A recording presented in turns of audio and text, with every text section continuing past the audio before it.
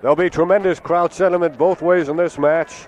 Section 3's representative is Kevin Johnson, who got here by defeating Marty Hood in a controversial match. The Canastota wrestler, he'll go against Marty King from Canandaigua. Briefly, Dale, tell us what happened in that controversy. The controversy in the Section 3 finals, Hood and Johnson, and they were in the last seconds of the match, and it appeared to a lot of people that Johnson scored 2 points after the last period ended to win, and there was quite a brouhaha. And as a matter of fact, the Canastota people took the case to court, and as you mentioned earlier, David didn't make it, but Kevin Johnson was the winner of that match, and he's certainly proven that it wasn't a fluke in terms of ability because he's right here in the finals. That's right. To get here, he defeated David Ridmol, then he took on Mike Prenovo, and he defeated Brad Penrith, the brother of the earlier champion. Kevin Johnson making it to the finals. Here he is up against Marty King, who has quite a following. He defeated Waddington and then Ferry. It's King against Johnson. Johnson in the yellow and King in the blue or the purple. Johnson's our first senior so far of the night, 119 pounds. The son of Leo Johnson, the famous wrestling coach from Baldwinsville High School. Father looking on from the corner of the mat. Kevin Johnson, 33-3-1 this year. Lost 3 matches, but of course, Onondaga County High School League, tough league, and they always wrestle tough teams from all over the state, so he does have 3 losses, while Marty King this year doesn't have a loss, 1 tie. Marty Killer King is one of the banners here at the War Memorial proclaims. We're scoreless in the first period, just under a minute remaining. At 119 pounds, Section 3's Kevin Johnson in the gold, Marty King of Canandaigua, Johnson the senior, King the junior. Kevin Johnson's a very hard worker, and it is unfortunate the controversy surrounding him, but obviously he's put it behind him because he's made it to the finals, and this is the best 28 in New York State. Soon to become the best 14, as no score with 30 seconds left, Dave. We're going to get a stalemate here. 182 wrestlers came to the state championships. They wrestled for 2 days, and there are some of the people who are behind this youngster, Marty King. Still scoreless with 15 seconds remaining first period. Can you see that strobe light flashing? Don't pick it up, I think, on the camera, but if you do, there is a strobe light flashing. It's to tell the referees there is 10 seconds left, and then at 5 it flashes again so that they know. Actually, the crowd hasn't been much of a factor in terms of noise. That is a very astute observation. They did a lot of cheering and booing when the two were introduced earlier during the team introductions. It's scoreless after 1. Kevin Johnson will be on the bottom for this start of the second period. Marty King on top. Good move by Johnson, but King keep that underhook in a tight waist.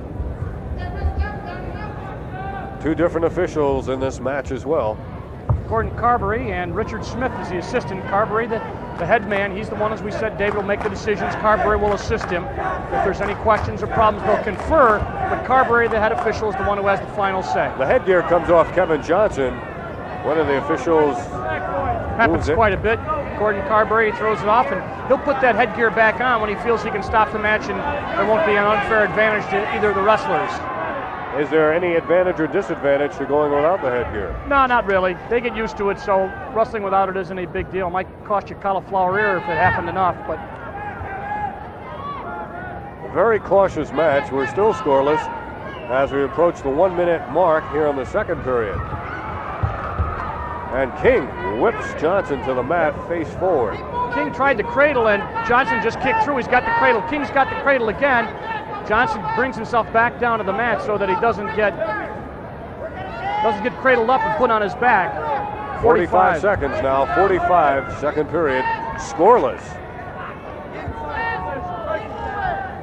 Very cautious, as you say. Match again right now being dominated by Marty King, but as far as score is concerned, nothing. I wonder what the emotions are going through Leo Johnson, the veteran, legendary coach of Baldwinsville High School, watching his son compete here, possibly just 2 or 3 minutes away from a state championship. I would venture to say he doesn't look at it much differently than he does just another Baldwinsville wrestler. He's quite a man, and he demands a lot from all his wrestlers, including his son. It's got to be a little different. I suppose it is, but Leo's been through it so many times before, and all those kids are his kids. He's been around a long time.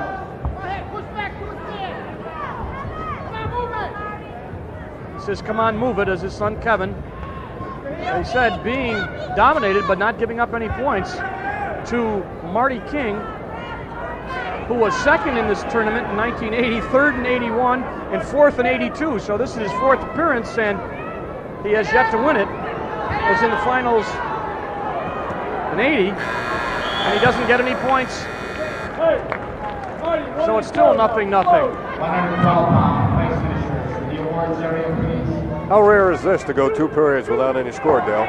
Not really very rare. As a matter of fact, David, in these matches, a lot of people feel that the quarterfinals and the semifinals are much better matches in terms of fan interest in watching because they're less cautious and there's a lot more pinning and there's a lot more chance taking. But right now, King moving very well on the bottom. Johnson struggling to control him. Johnson's got that, tried to get that standing cradle. King countered very well, and King looks like he's going to come around and get some points. Right there, he does. Reversal, 2 points from Marty King. So King with the first points in this match here in the third period leads it 2-0, but Marty King is injured. Marty King is very definitely injured. It's his right arm, right shoulder, pointing to his right elbow. Yeah. Elbows, I've seen a lot of dislocated elbows. I don't think that one is dislocated because if it was, Marty King would probably be flopping around on the mat. Those are very painful injuries. I think he took a shot on it, and they'll give him the 2 minutes injury time. And he's up right away. Probably got a little bit of that dead arm feeling. Probably took a shot right on the end. While King and coach talk injury, Leo Johnson talks strategy with Kevin Johnson. Down 2-0 with 1 minute 39 seconds to rectify the situation. We're in the final period at 119 pounds. Still a lot of wrestling left here in these New York State Championships. 14 different weight classes. Johnson. King appears to be the stronger of the two wrestlers. He's moving very well. Tried to snap him back with a hook and drag Johnson back to the mat. Now he's got the leg in. If he stands up, we'll probably get a potentially dangerous if he gets those hands off the mat. King locks the leg up. Now he's got the cradle also. He could snap him right back and get some back points. Referee and people calling for a stalemate. And there's a stoppage. And we get it. Stalemate, when neither wrestler can advance his position, and you get that quite a bit when the wrestler throws legs and the other bottom wrestler stands up. 1 minute, 8 seconds remaining third period. Kevin Johnson in the yellow is down 2-0. Marty King looks to be picking up momentum. Kevin wants to try to control that hand, sit out and control the hand, get a little better body position so he can do some more things. But when he's being controlled, when he doesn't have a move out from the bottom, then Marty King is in charge. So Johnson trying desperately to get out, but King looked very, very strong. The senior Kevin Johnson, his last chance for a state championship. He's got under 40 seconds to go. He's lost his headgear again. He's down 2-0. What must he try to do right here? King's got the legs in. There's really not much he can do. Very difficult unless he can sneak out the back. And King is an experienced leg man. Now he's got a leg ride in there. Can only hold that for a while. He's got to try to pin him. 18 seconds. Well, now King up a little high, but he's got Johnson's arm. So it doesn't appear to be he's in any trouble. Now that's what he can do, is try to get out of bounds and start again, David. With 7 seconds, he could very possibly get a reversal or an escape and a takedown and possibly win.